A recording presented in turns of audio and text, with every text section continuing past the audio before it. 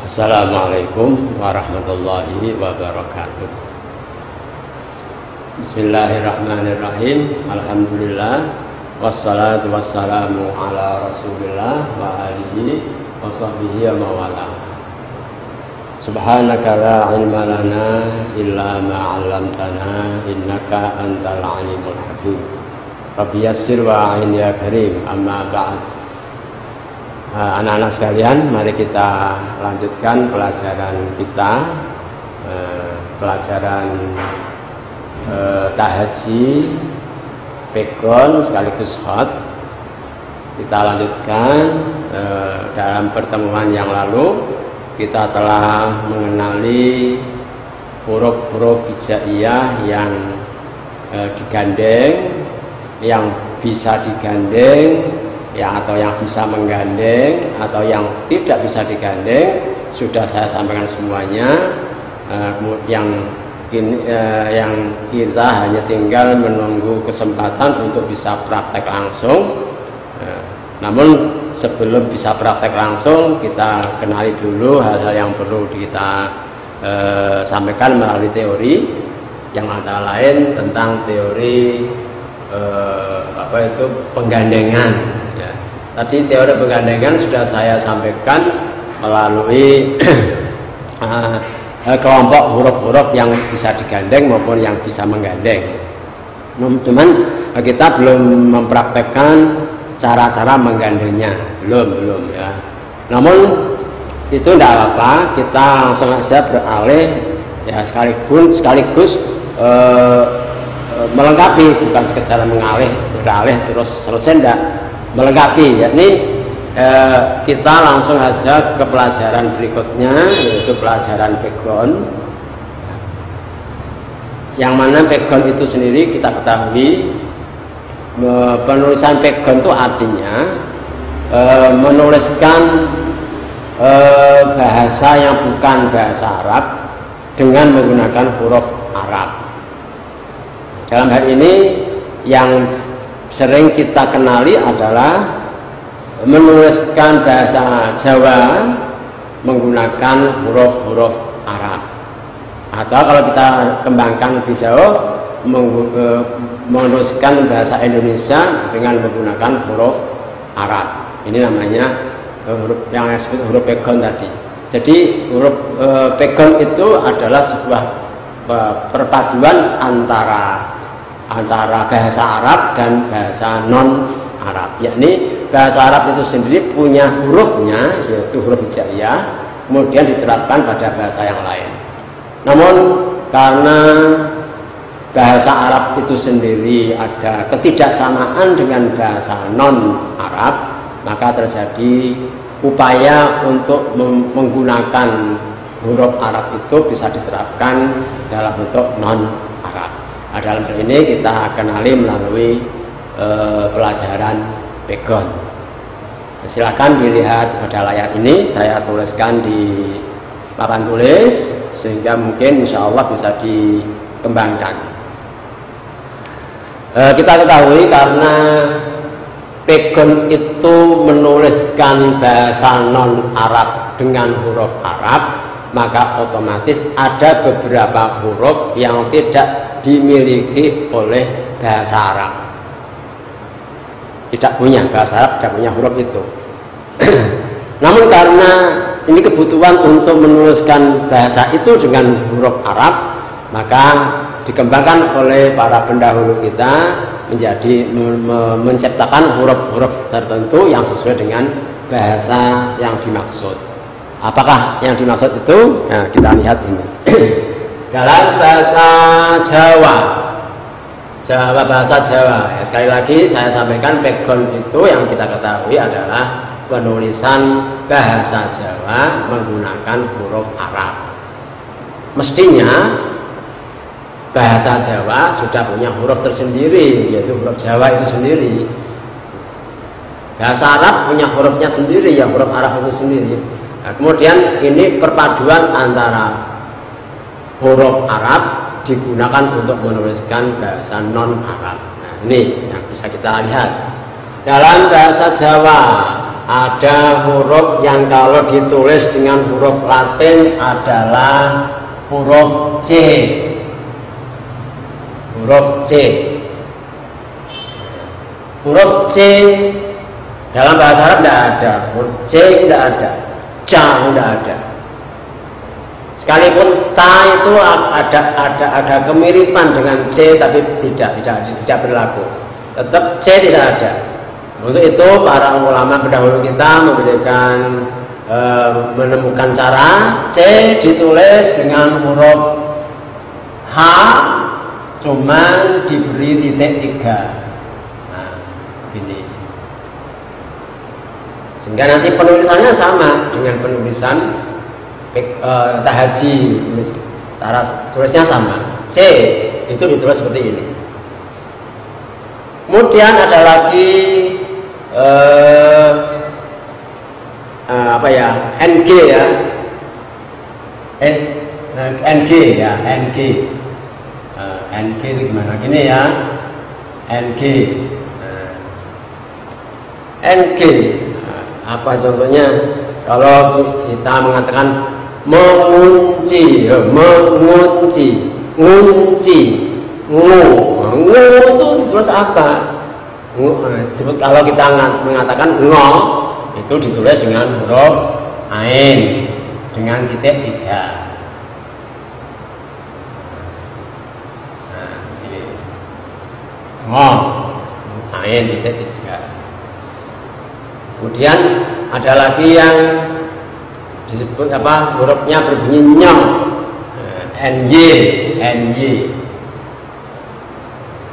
ny, ini kita tulis dengan kalau saya menuliskan itu sering menggunakan ba titik 3. Ini. Kenapa saya tidak memilih ya titik 3? Karena tidak saya temukan nyo di akhir kalimat, tidak ada. Nyo adanya di awal kata maupun di tengah kata. Di akhir kata saya belum pernah menemukan. Nah, nih kemudian C, N, G, N, Y. Terus ada lagi bahasa Jawa itu ada do.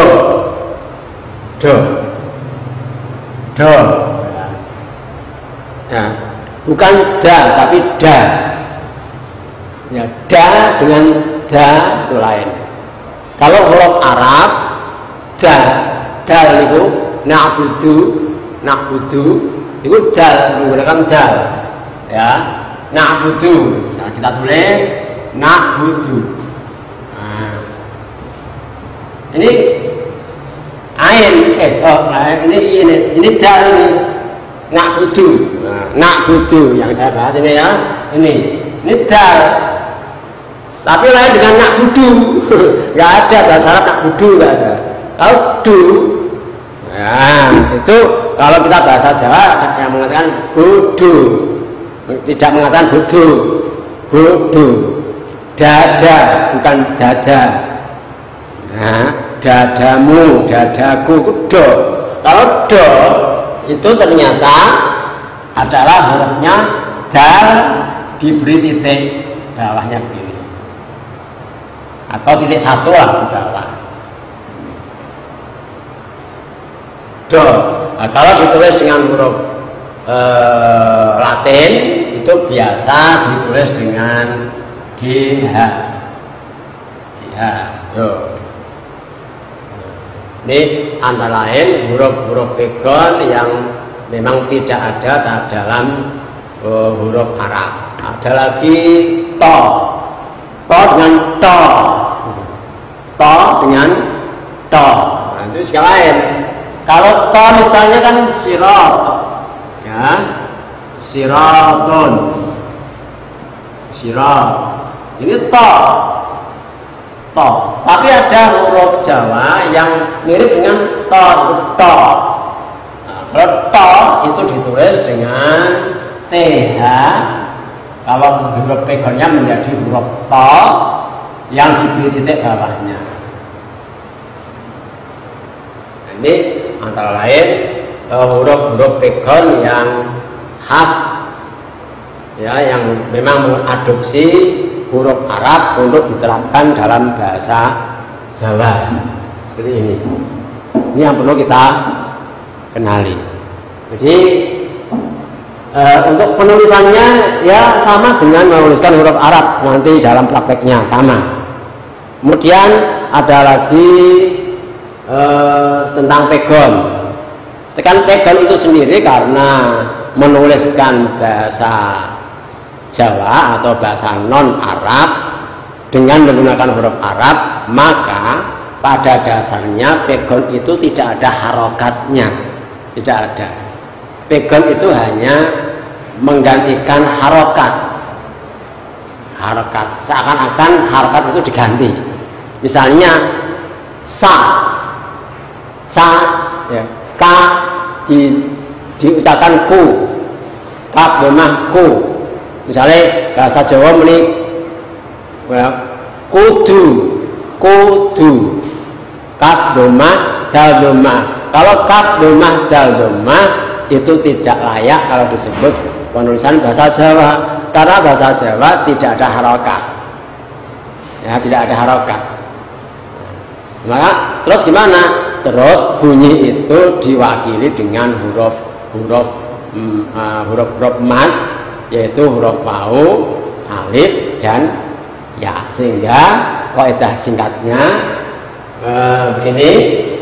A misalnya huruf misalnya begini,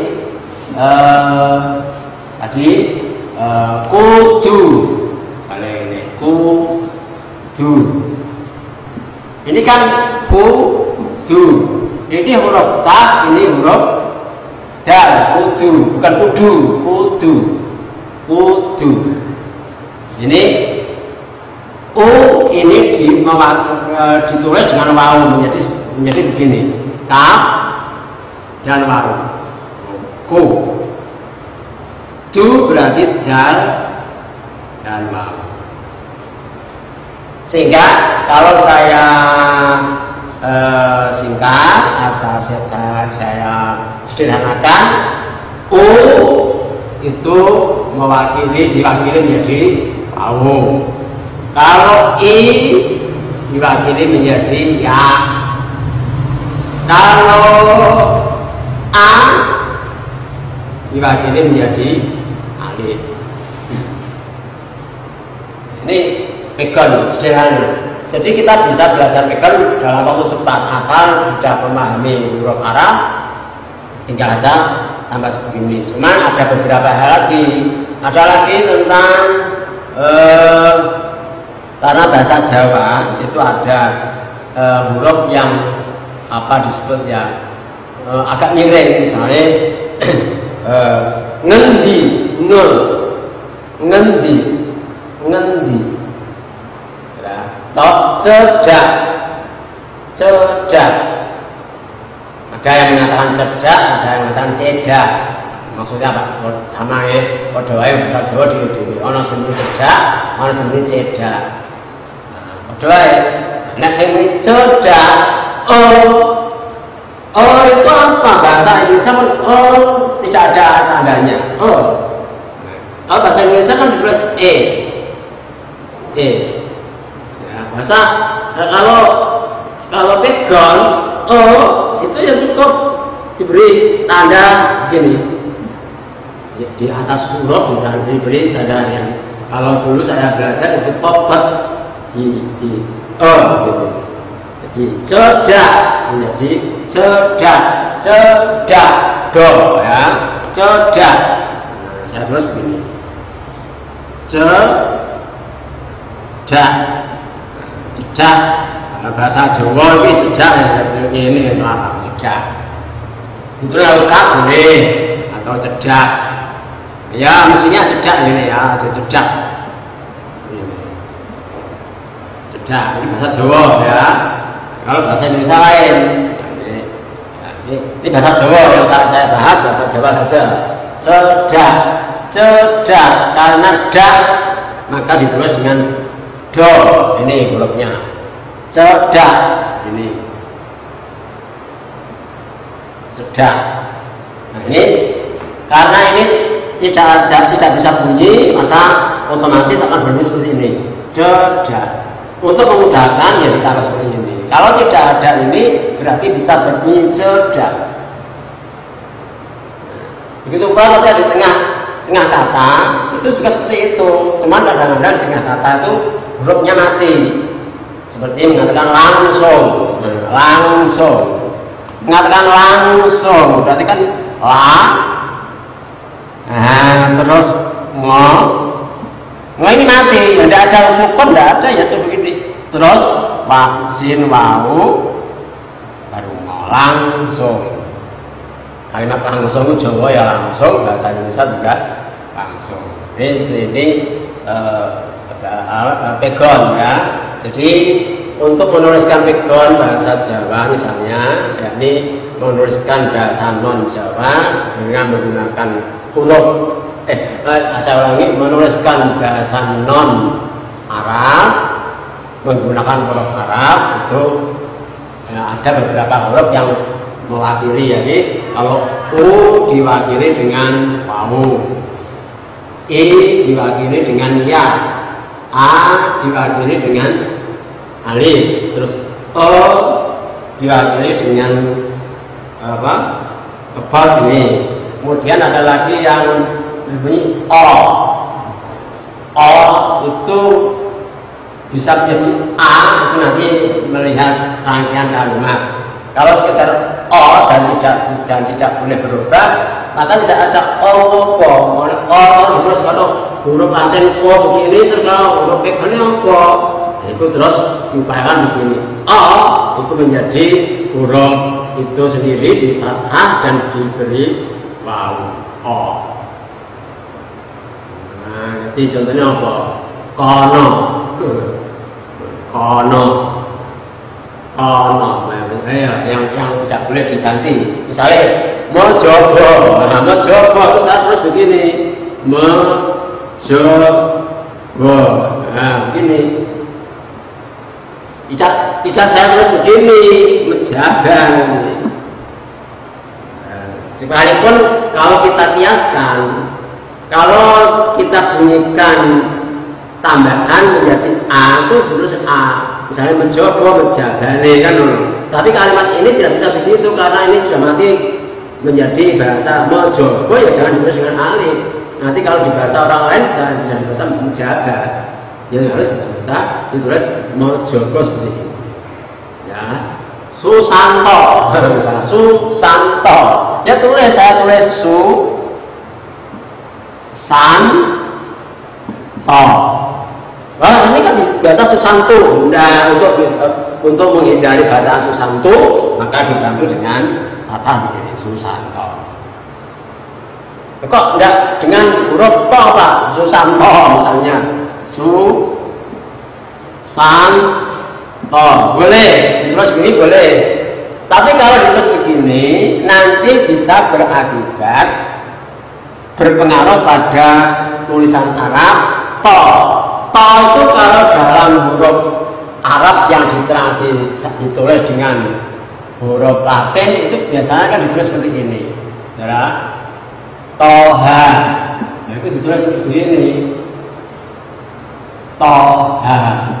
Oh, to. Seakan-akan ini to seperti ini. Nah, tapi kalau bahasa Jawa ditulis begini boleh. Jadi ternyata ada yang secara umum Susanto kalau ditulis Latin kan Susanto. Oh, tidak bukan bahasa TH. Karena kalau TH dalam huruf Jawa jadi to, Susanto. Susanto. Ya, jadi kalau ditulis begini ya boleh, ditulis seperti ini boleh. Tidak apa-apa. Ini kalau Susanto, ini saya menyesuaikan kalau ditulis dengan huruf Latin seperti ini Susanto. Kalau saya tulis begini, berarti saya mengikuti bunyi Susanto. Ya. Nih. O ya. Kemudian kalau misalnya contohnya L. Ya, edan misalnya. Edan.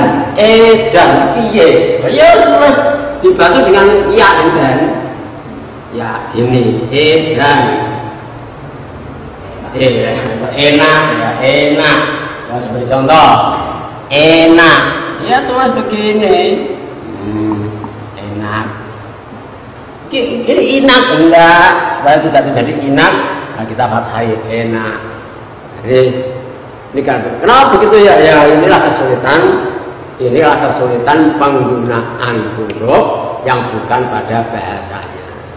Sekali lagi bahasa Jawa itu mestinya ditulis dengan huruf Jawa. Namun karena budaya itu mendekatkan dengan budaya Arab supaya kejiwaan Arab Islamnya itu terbawa juga, maka sampai ke penulisan pun diupayakan menjadi tulisan yang mirip dengan bahasa Arab sekalipun bahasanya bukan Arab. Ya, seperti inilah yang bisa saya sampaikan. Jadi ini beberapa huruf yang perlu dicatat. Mungkin ada huruf yang tertinggal ya. Songo, nyodo, apa lagi Pak ya? Ya P, tertinggal ya. Huruf P, tidak ada bahasa Arab kok P tidak ada. Ya, maka dalam penulisan huruf Jawa P itu ditulis dengan fa, ya huruf fa, yang dititik tiga begini, po, P, go. Belum ada ya. Kemudian huruf G, ya ini go, tiga, go, pokoknya. Terus apa lagi Pak? Masih ada Pak? Ya mungkin ada yang tertinggal ya. C sudah, B, G.